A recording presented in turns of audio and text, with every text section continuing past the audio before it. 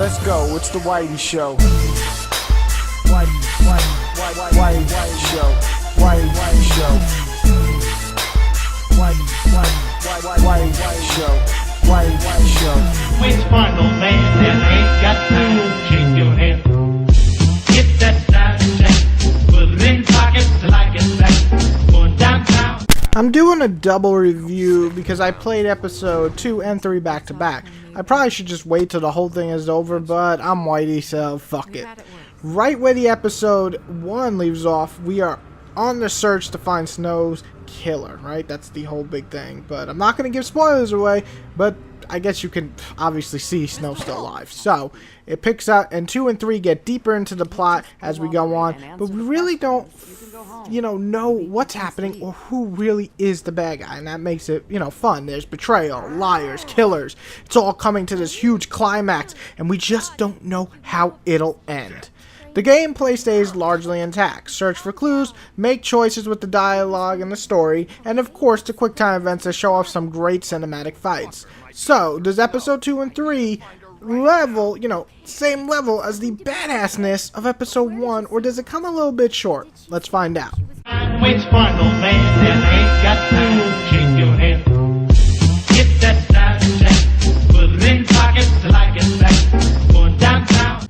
The good. Both episodes keep the look of the previous game, and that's a very good thing. Cel-shaded like comic book feel is a brilliant idea, and we continue into episode 3 and 2 looking just like that. Also, we get a lot more fables. Some really unique designs from the old-time fable stories for these characters, and a lot of people who read the comics, I used to read them too, get to see the comics come alive. That's pretty cool. Everything just looks really great, and there's a lot more environments also, and it looks so cool the way they draw it. I just love the look of this game. Plot-wise, I'm going to give episode 3 the big positive here, well, episode 2 kinda. Episode 2 furthers the mystery, but it felt like the least amount of plot was covered in this title. The beginning kinda felt like a trick, while the middle half is interesting, and it gets summed up way too quick. But when we get to the end in the whorehouse, and the very end, it gets really good. While episode 3 starts off with a bang and ends with a fantastic reveal and heavy on the decisions. So while episode 2 was a decent bridge, episode 3 really shined, and the story and the pacing are just great, and it's the most interesting plot so far in the series. The gameplay in episode 3 is also fantastic. Just enough mix of exploring, talking, making choices, and fighting. The talking is interesting this time around, and you got a lot of information that you can kind of piece together what's happening. The best part though, in my opinion, are the fights and the decisions. In episode 3, you must make very, very hard choices at times, and they will later infect the entire series. It's pretty awesome, and it leaves you with only a few moments to think. The fights, on the other hand, are badass to the max, especially the final fight. And I won't even show it, I won't spoil it, but once you get to it, oh, you are, I'm just saying, it's awesome. Now, the bad. Episode's 2 plot, like I said, seemed off pace. I wasn't nearly as invested into it as the first one, and like I said, in my opinion, it's a bridge in a lot of the ways. You connect a few dots, but it really isn't until the last scene do you really get the feeling that it's actually leading anywhere. Well, the Beast subplot was interesting, couldn't really hold my attention.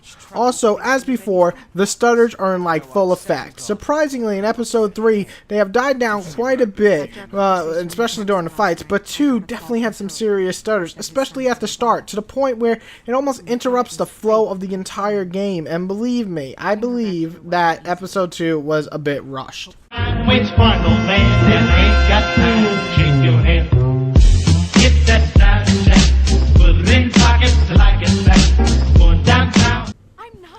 Now, saying all that, even the worst episode of The Wolf Among Us is entertaining. I enjoyed episode 2, but replaying 1 and then playing 3 right after made me realize that it's the weak link.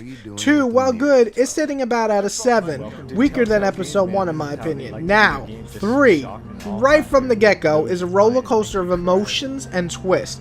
I love 3 so much, it's probably one of my favorite episodes. I think it's the best episode I've ever played from these guys, and I score that one an amazing score of a 9.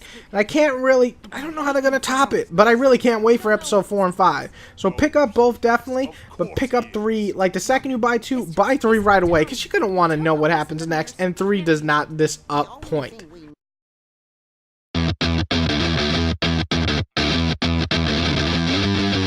Nothing to lose, very little to gain. I'll never back down. How you think I stay sane?